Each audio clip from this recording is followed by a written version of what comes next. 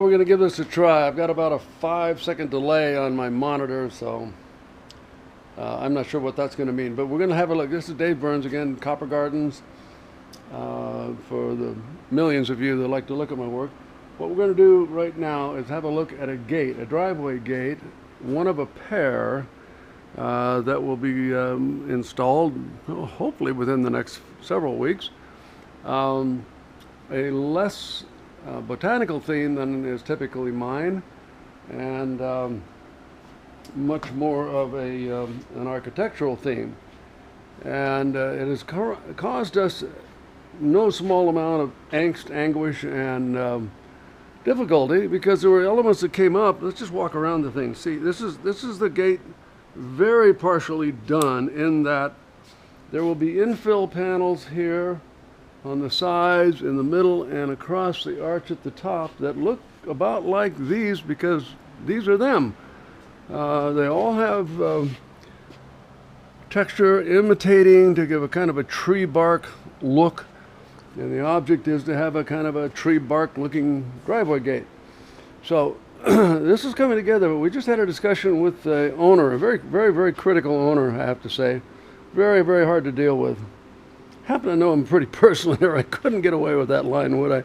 That is not my typical customer line. But okay, the conversation was, why do we need to wrap these pieces around the tubing to get that look? Now, there's a quick idea of the look that we're after. And if you had them flat, if a piece like that were flat, as I flattened this one just a few minutes ago, and you put it up there, it would look a lot the same, but the problem would come looking at the edge. Now let me show you this little scrap piece that I made up as it's not a scrap piece, it's my dummy fix-it piece. Let's see now, the camera going to grab this here. Here's the problem that I don't have three hands to describe better, but where I'm trying to point, see, I would be attaching it, brazing it clear down in here, and then you would have this triangular catch-all where you would get water and dirt and pine needles and leaves and probably bird droppings, probably not too many doggy droppings. So I opted not to do that. I just don't, there's nothing about that look that I like. However, the owner gets to say, I don't care, we can do that.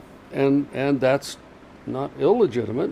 It's a little late, but it's not illegitimate. Now, the issue that came up in conversation tonight was that I need to wrap these pieces around these pickets.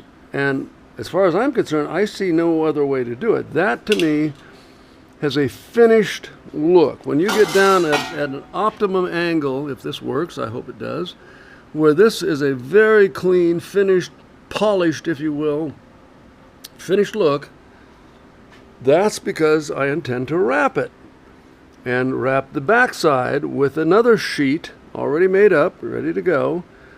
And then on the finish lines up in here, there will be numerous spots of brazing.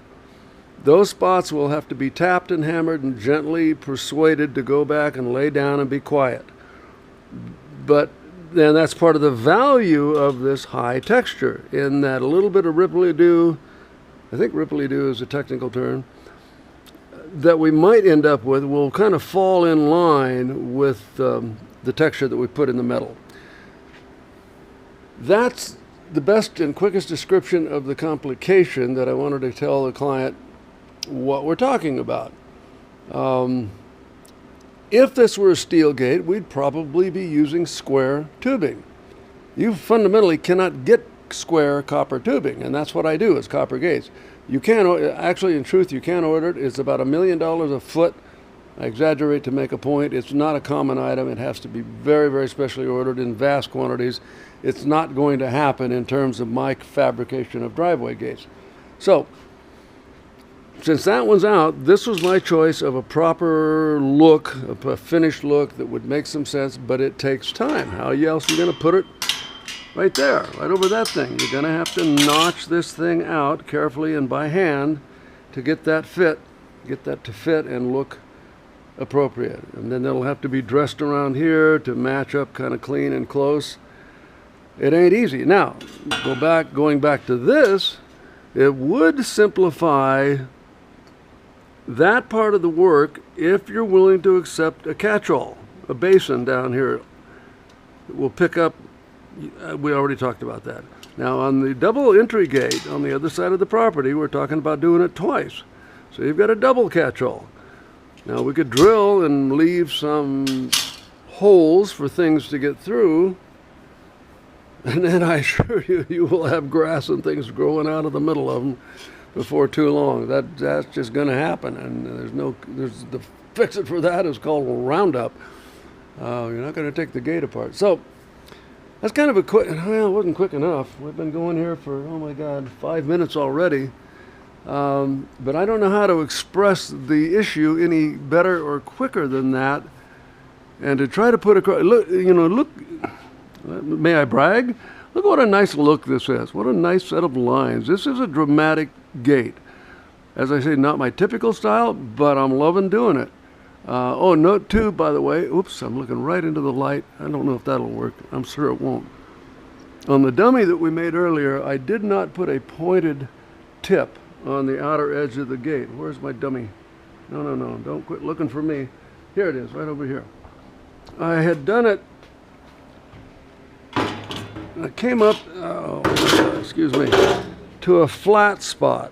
And I didn't like that later when I thought about it. I'm going to bring it up to a nice point that'll just line up with the pilaster caps that you now have in place on your gate pilasters. So I think that's going to look better than this did, although this came out pretty fine. This, by the way, to the GP viewer, this is the idea that we're looking for. A flat panel, highly textured, kind of a tree trunk look. And you'll see that in all of these open spaces all the way around. Okay, I'm talking too long. That should help us get this thing done tonight.